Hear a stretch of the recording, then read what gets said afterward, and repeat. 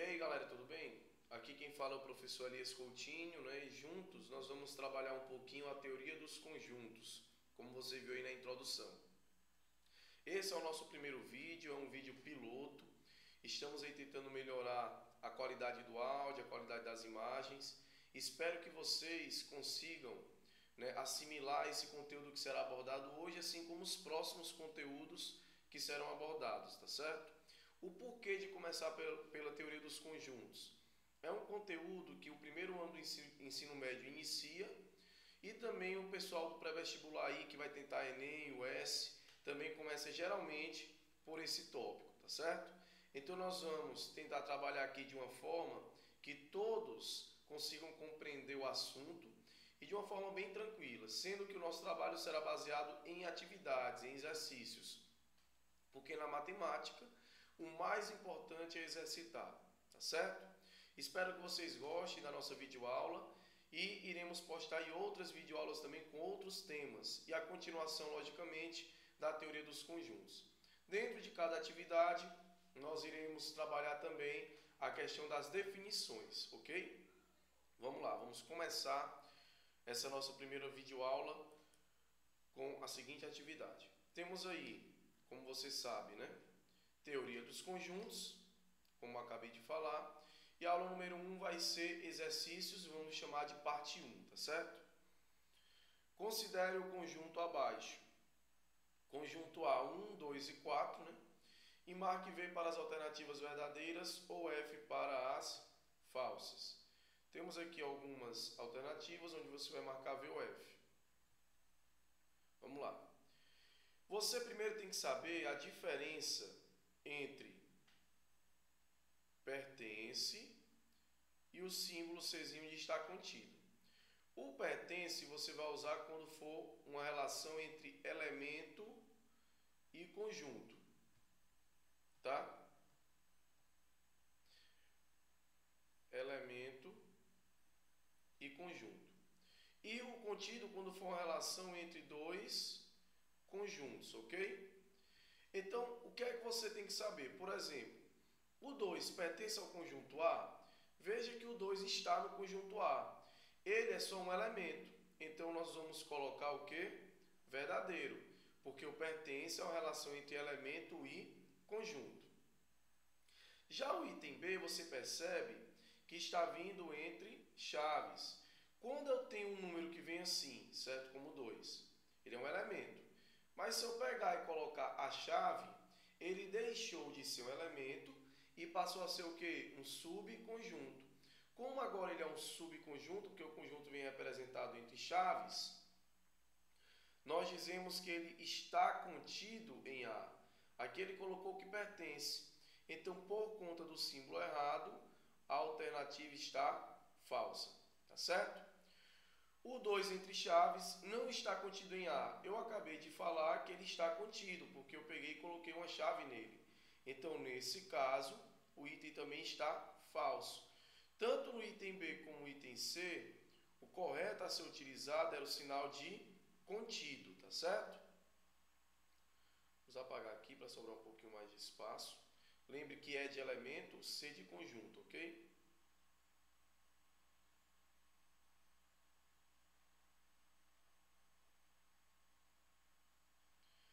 Um e 2. Agora perceba que o 1 e o 2, eles sozinhos pertencem, né, a A.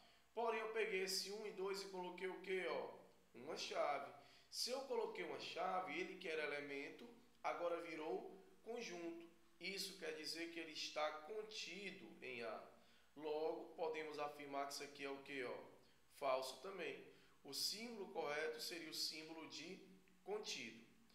E temos aí o 4. Perceba que o 4 sozinho, ele pertence a A, né? Porém, eu peguei e coloquei uma chave nesse 4.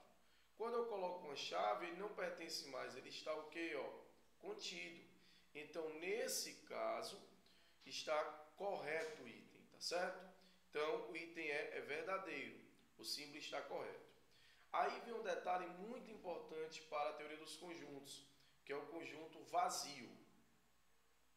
O que quer dizer esse conjunto vazio? Quer dizer que é um conjunto com ausência de elementos, né? Então perceba o seguinte, você vai usar, e é até bom que você faça essa anotação aí no seu caderno, no seu bloco de anotações, o conjunto vazio, ele está contido em todo o conjunto. Elias, por que ele não pertence? Porque o nome já está dizendo, ele é um conjunto. Então, ele está contido. Logo, o item G, ele é verdadeiro, porque o vazio, se ele está contido em todo o conjunto, obviamente ele vai estar contido no conjunto A. O item E está falso, porque o correto era o item G, né? No caso, o símbolo a ser utilizado é o símbolo de contido, tá certo? Espero que essa primeira questão tenha ficado clara para você aí, ok? E nós vamos passar para a próxima questão, tá certo? Vamos lá.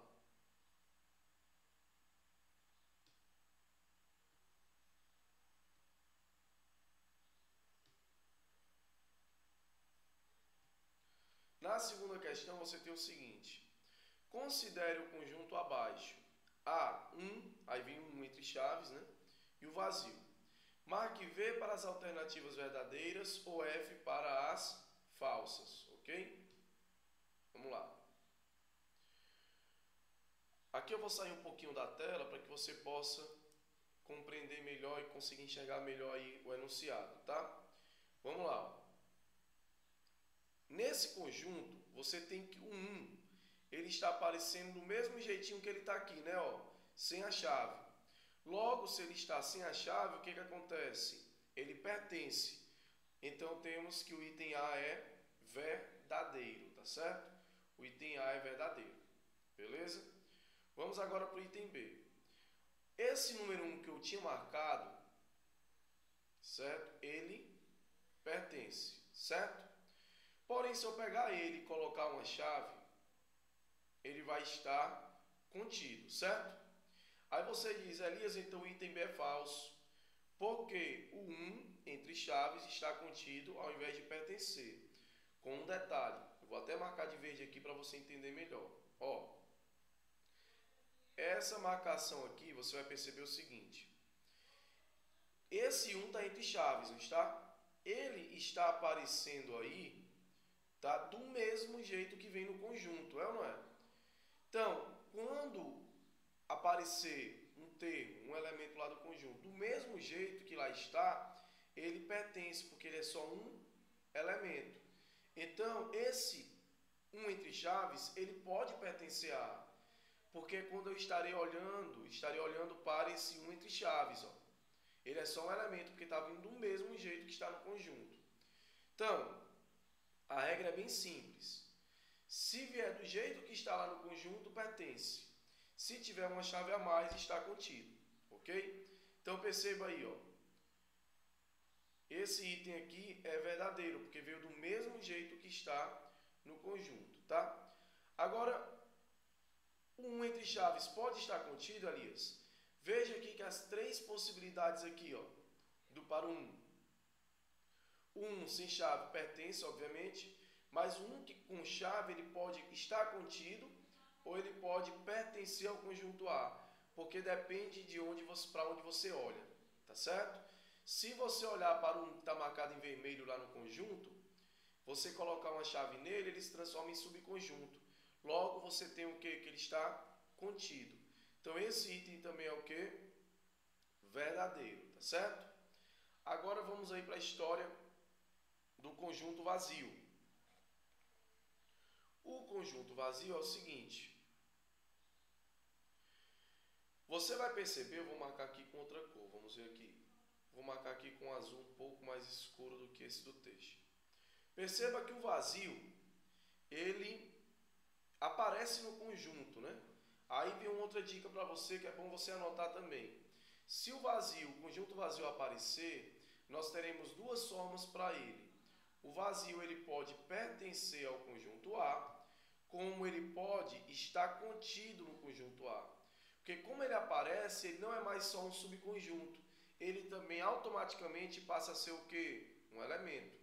Logo, podemos concluir o seguinte, que o item D é verdadeiro e que o item E também é verdadeiro. Então, em ambos os casos, nós temos que o conjunto vazio tanto pertence como está contido, né? Logo, o item D e o item E são verdadeiros, ok? Vamos apagar aqui para ficar mais claro para vocês e ficar menos sobrecarregada a nossa questão. Agora nós teremos o seguinte, o item F. O conjunto A possui 3 elementos. Vamos marcar aqui de vermelho. Primeiro elemento, 1. Segundo elemento, entre chaves. Tá? E terceiro elemento, o conjunto vazio. Logo, temos 3 elementos. Também o item F ele é o quê? Verdadeiro. Até agora os 6 itens verdadeiros, né? E no item G, o conjunto possui 16 subconjuntos. Como calcular o número de subconjuntos, também conjunto das partes? O número do conjunto das partes de A, ele é dado pela fórmula 2 elevado ao número de elementos de A. Então, o número de conjunto das partes vai ser o seguinte. Quantos elementos tem o conjunto A que nós vimos no item F? 3. Então, 2 elevado a 3. Então, o número de subconjuntos ou das partes vai ser igual a 8 elementos. Então, nós teremos 8 subconjuntos, no caso, desculpa. Então, teremos aqui como item falso, porque ele falou que eram 16, tá certo? Espero que tenham compreendido essa questão e vamos passar para a próxima. E antes de passar, na verdade, para a terceira questão, vamos fazer o seguinte. Suponha que você tem um conjunto B aqui. Esse conjunto B é dado pelos números 1, 2 e 3. Você quer saber quem é o conjunto das partes de B? O que é que você faz? Você vai formar os subconjuntos pela combinação desses elementos. Como que você vai fazer isso, né? Vamos lá. O primeiro subconjunto que eu falei que está contido em todos, né, é o conjunto vazio. Então, o primeiro subconjunto é o vazio. Aí tem que vir todo mundo entre chaves, com exceção do vazio, tá? Então, você vai ter aqui o 1 entre chave. Olha aí, ó. O 2. O 3. Aí, pessoal, agora a combinação de 2 em 2. 1 e 2.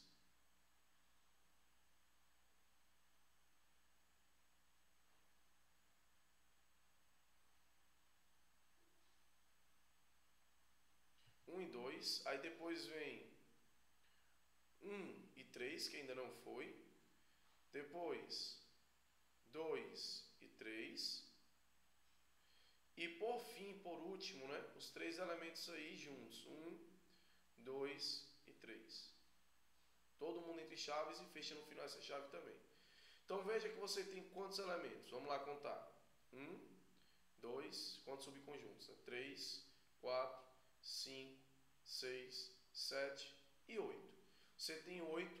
Veja que se você tem 3 elementos, obviamente você vai ter quantos subconjuntos aí para B? Você vai ter 2 elevado a 3, que vai dar justamente o 8 que nós falamos. Se ele falar em conjuntos próprios, tá certo? Aí você tem que tirar desses 8, você tem que tirar quem? Você tem que tirar o vazio e você tem que tirar a relação dos 3 aí. Então você teria somente 6, tá certo? Então tem que se ter muito cuidado na hora de resolver esse tipo de questão, ok? Muito cuidado mesmo. Outra coisa. Lembre-se que o conjunto vazio ele sempre vai ser o subconjunto de todo o conjunto. Então ele sempre é bom você colocar ele em primeiro lugar, para que não corra o risco de você esquecer, tá certo? Então vamos lá passar para a nossa próxima questão, a terceira e última questão desse nosso vídeo. Vamos lá. Um levantamento socioeconômico entre os habitantes de uma cidade revelou que exatamente 17% tem casa própria, 22% tem automóvel, 8% tem casa própria e automóvel, né? E pergunta qual o percentual dos que não tem casa própria nem automóvel. Questãozinha típica, né, de conjuntos. Então você vai fazer o seguinte aqui para resolver essa questão. Você tem aqui o conjunto Aqui você tem o da casa própria, ó. Você tem aqui o do automóvel, certo? Primeira coisa, você tem que saber o que é o conjunto interseção, que é representado por essa letrazinha aqui, ó, por essa expressãozinha. Então é o seguinte, como determinar quem é a interseção? A interseção é sempre quem está nos dois. Se eu quero a interseção desses dois conjuntos, a interseção é isso aqui, ó. Quem está no meio. Agora, por exemplo, se eu quero a união, que é representada por este símbolo assim, ó, U maiúsculo aí, né? Então, o que é que você vai ter? Você vai ter a união como sendo todo mundo. É a junção, tá? Dos dois conjuntos. Então, é tudo isso. Você junta o conjunto A com o conjunto B. Já na interseção, não. A interseção é quem está nos dois. E aí, muito cuidado. Então, sempre que você for começar a resolver uma questão desse porte, nesse estilo, você tem que começar utilizando a interseção. Por exemplo, 8% tem casa própria e automóvel. Então, nós vamos colocar 8% aonde? No meio. Porque esse 8% é quem está nos dois. E aí, muito cuidado, quem está nos dois é chamado de interseção. Tá certo? Aí, vamos lá. Mas o que eu quero também é quem tem só casa própria. Veja que 17% tem casa própria. Mas casa própria é tudo isso aqui que eu vou marcar, ó. Casa própria é tudo isso, ó. Certo? Mas eu já tenho quanto lá? 8%. Aí você pensa, para 17%, ainda falta quanto? Aí você faz a contazinha básica. O 17, tá certo? Ó, menos 8%. Isso daqui vai me dar um total de 9%, tá certo? Depois, tá? A gente vem para o automóvel. Quantos tem automóvel? 22%. Vou até marcar aqui com verde limão. 22%. Porém, você vai observar o seguinte, que eu já tenho no automóvel 8%, porque o automóvel é tudo isso aqui, ó. Olha aí, ó. Tudo isso. O que é que vai acontecer aqui? De 22%, eu já tenho 8%, né? Então, eu vou ter que tirar quanto? Você vai colocar aqui no conjunto para você lembrar. 22 menos 8%. Tá? Você vai ficar com um total de 14%. Aí você vai lembrar que em porcentagem, um total em porcentagem é igual a quem? X. Mas, aliás, desculpa, 100%. Total 100%. Mas o que eu quero é o pessoal que está aqui fora, quem não tem casa própria nem automóvel. Então o que eu quero é o total menos a união, que seria tudo isso, né? Tudo que está nos dois conjuntos, ó. Ou seja, eu quero 100% menos isso daqui, né? Que é a união. Tá certo? Então vamos imaginar comigo o seguinte. Eu vou pegar o 100% e vou subtrair. Eu vou sair também aqui um pouquinho para você conseguir enxergar o que eu vou fazer. Sair um pouquinho da tela. Aqui você vai perceber que o meu x, que é quem não tem nenhum dos dois, vai ser 100. Tá? Ó. Menos 14 com 8, você vai obter 22. 22 com 9, você vai obter 31, né? Então, quer dizer que esse nosso x vai ser 100 menos 31. Ora, 100 menos 31 vai dar quanto? 69%. Tá certo? Tranquilo para vocês aqui? Espero que tenham compreendido essa nossa primeira videoaula. Tá certo? Conto com vocês para uma próxima videoaula, nosso próximo vídeo, que vai ser a continuação desse assunto. Entrem lá no meu Facebook, Elias Coutinho, que você vai com certeza obter mais informações sobre esses vídeos. E iremos procurar aí a todo dia postar um videozinho para que você possa ficar inteirado desse tema, tá? Um tema tão importante para o ensino médio, tão importante também para a prova, para a avaliação do Enem, da UES, da Unicamp, da USP e tantos vestibulares que você venha fazer aí pelo Brasil afora, tá? Um grande abraço, contem comigo, até a próxima.